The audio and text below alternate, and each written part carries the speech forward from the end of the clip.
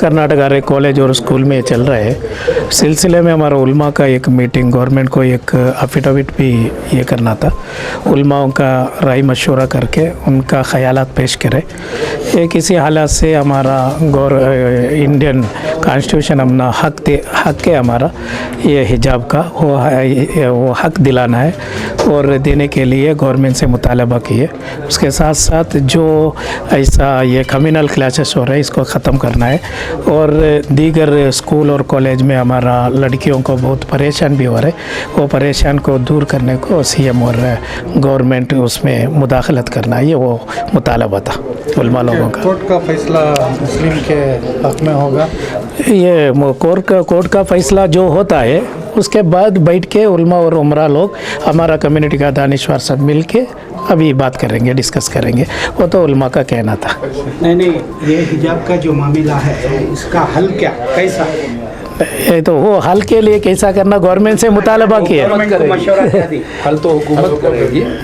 हम लोग एहतजाज कर रहे हैं कि हमारा बात करें, मशवरा क्या दी, एडवाइस क्या कर? नहीं, वही है वो जो हमारा ये इंडियन कॉन्स्टिट्यूशनली ये है राइट्स है, वो राइट्स को ये करना, वही है मुतालबा।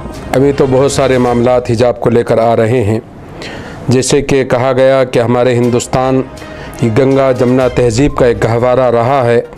आज़ादी के बाद से लेकर आज तक यहाँ तमाम मज़ाहिब के लोग, हिंदू, मुसलमान, सिख, ईसाई, आपस में मोहब्बत के साथ मिलजुल कर कारोबार हो या दीगर चीज़ें हों आ रहे हैं। स्कूल और कॉलेज का मतलब ही यही है कि वहाँ पर भी तमाम मज़ाहिब की बच्चियाँ पढ़ने के लिए आती हैं या बच्चे पढ़ने के लिए आते हैं। लेकिन आज सियासी फ़ायदे के लिए एक छोटी सी बात को इतनी बड़ी बात बना दी गई है कि ऐसा लगता है कि हुकूमत को अब सिर्फ हिजाब ही पर बात करना है और कोई दूसरी बात नहीं करना है, वो भी ऐसे मौके पर कि जब हमारी बच्चियों के इम्तिहान का वक्त है, अभी एक पूरी साल की मेहनत रहती है। ऐसे वक्त में हिजाब का मामला लाकर मुसलमान बच्चियों को परेशान करना ये कहाँ तक दुरुस्त है मुझे समझ में नहीं आता है। हमारे मुल्क के प्रधानमंत्री नरेंद्र मोदी साहब का नारा है कि बेटी पढ़ाओ बेटी बचाओ। ये मुझे जुमला नज़र आता है, उस पर अमल होना है। तो उनके फॉलोवर्स आज हम देख रहे हैं कि मुस्लिम बच्चियों को हिजाब लगाकर जो जा रही हैं उनको पकड़कर कॉलेज या स्कूल के अंदर जाने की इजाज़त नहीं दी जा रही है। तो इस तरह का माहौल क्या पूरे हिंदुस्तान के जो पॉलिटिकल हजरात हैं या मौजूदा जो हुकूमत है क्या वो नहीं देख रही है? मैं उनसे बता देना चाहता हूँ कि हिजाब ये इस्लाम का एक हिस्सा है, ये हमारे आईन ने हमको इजाज़त दी है, हमारा मुल्क भी इजाज़त देता है, हमारे मुल्क का कानून भी इजाज़त देता है। तो हमारी बच्चियों के हिजाब उतारने की कोशिश ना की जाए। कोई ये कहे कि कोर्ट में, हाई कोर्ट में मसला चल रहा है, हम हाई कोर्ट से भी गुजारिश करेंगे कि आज़ादी के बाद से लेकर जिस तरह से आज तक हमारी बच्चियां स्कूल कॉलेज में जा रही हैं उसी तरीके से जाने की इजाज़त दी जाए। अगर ऐसा ऑर्डर नहीं आता है तो फिर उसके बाद आगे भी रास्ते हैं उसको भी अपनाया जाएगा।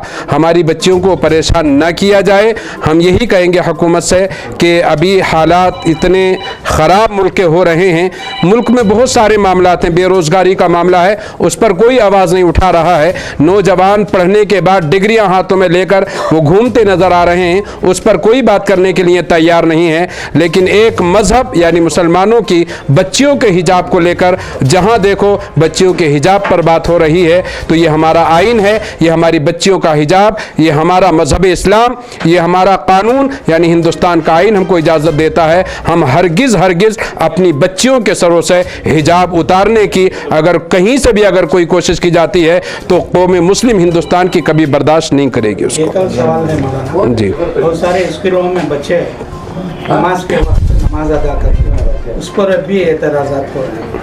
ये मसला वो एक उठ खड़े।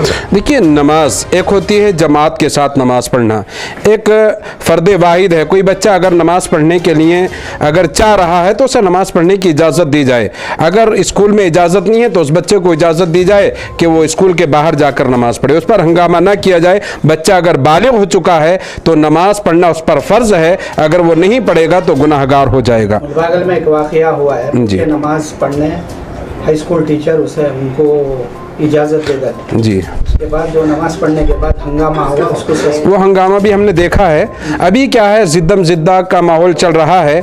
अभी ये तमाम ज़िद्दों को छोड़कर हमें अपने मुल्क में अमन चाहिए, हमारे मुल्क में अमन व सलामती चाहिए।